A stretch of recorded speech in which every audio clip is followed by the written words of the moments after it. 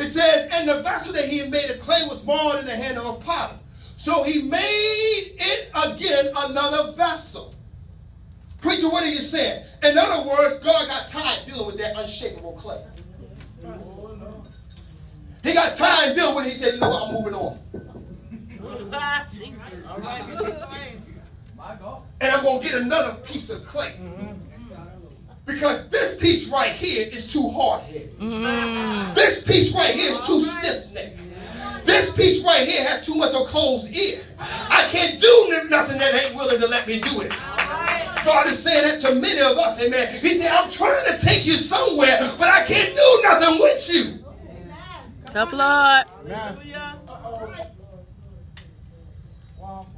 Because you're too stiff.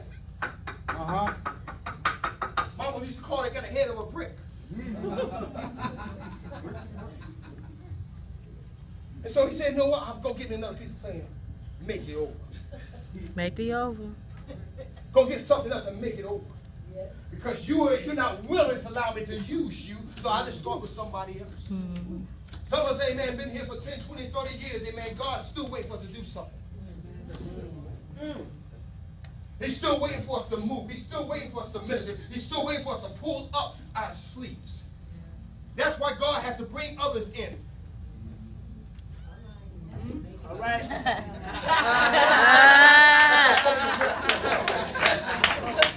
That's why you got to bring others in.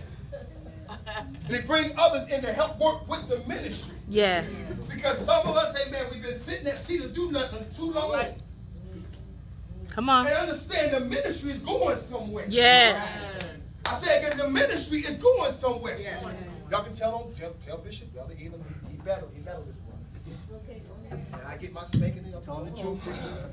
But the ministry is going somewhere. Yes. And while you're still stuck on the law, come on, the ministry is leaving you. All right.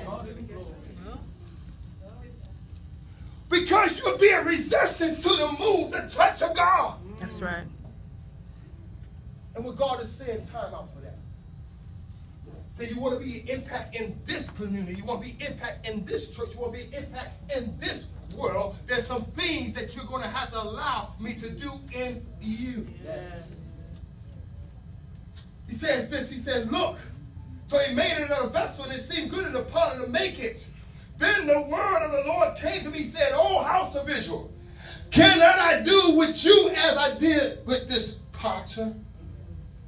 He said, look at what the potter is doing to the clay. Understand, house of Israel, this is what I plan to do with you. What I'm saying this morning is God has a work in you. He's making you, he's molding you, he's shaping you. He's waiting for you to be that pliable clay. He's waiting for you to be that clay that allow God to do whatever he want to do in you. I'm reminded of what John tells us in 1 John. He says, it has not yet appeared what we're going to be like. Yes.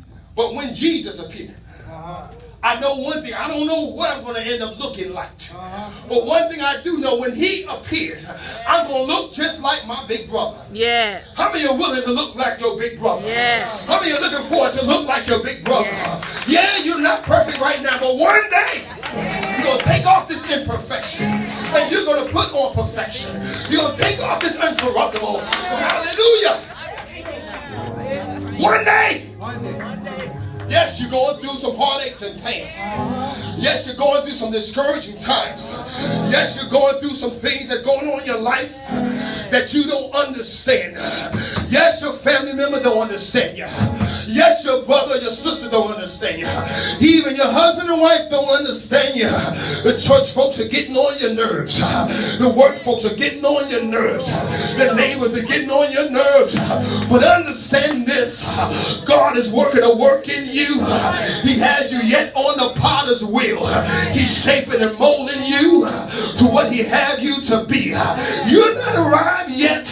But one day, you're going to arrive on the scene with the glory of God on you.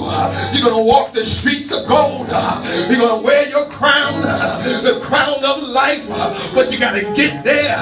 You got to go through the process of deliverance, the process of salvation, the process of sanctification, the process of holiness. He got to beat on you. He got to shape and mold you. Look at Jesus Christ. When he put on eternity, he put on his earthly clothes. He also had to go through the process. He had to get beat. He had to get spit. He had to get persecuted. He got a crown of thorns. He wounded him. They whooped him. They crucified him. He went through the process. But look at him now. Look at him now. He's sitting in the right hand of the Father, pleading our case. And he is the one going to judge this world. He's coming again. We're under the cloud with a shout of victory. They thought he had him down, but 3 days later, he got up with all power in his hand. I'm talking about Jesus, the perfect work that was on the wheel. God said, look at my son as an example. Look at my son as an example to you. Just as he, so shall you be. Just as he, so shall you do. Remember Peter, when they was about ready to crucify Jesus, they took him to the court. They looked around. The little lady said, don't you know this man? She said, no, not me. She said, something. You sure you don't know this man? He said, no, not me. She walked away, and it down to her. He came back and said, Peter, your speech betrays you. In other words, there's something about when you're with the saints. There's something about when you're spending time with Jesus. There's something about when he's forming and molding you. This shit comes on you. This shape comes on you. This teaching comes on you. I don't know about you, but I want the same testimony that Peter had. Yes, he denied Christ, but in front of that lady, he couldn't deny Christ because they saw Jesus all on him. He spoke like Jesus. He walked like Jesus. He did like Jesus. No matter how much he hid it.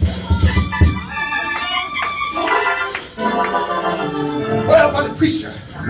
What are you saying? I'm saying this. When you spend time with Jesus, allow him to shape and mold you, allow him to fashion you after his image, then you don't have a choice but to come like him. You want to get in God's grace? Spend time on your knees. You want to understand what his love is? Spend time on your knees. Allow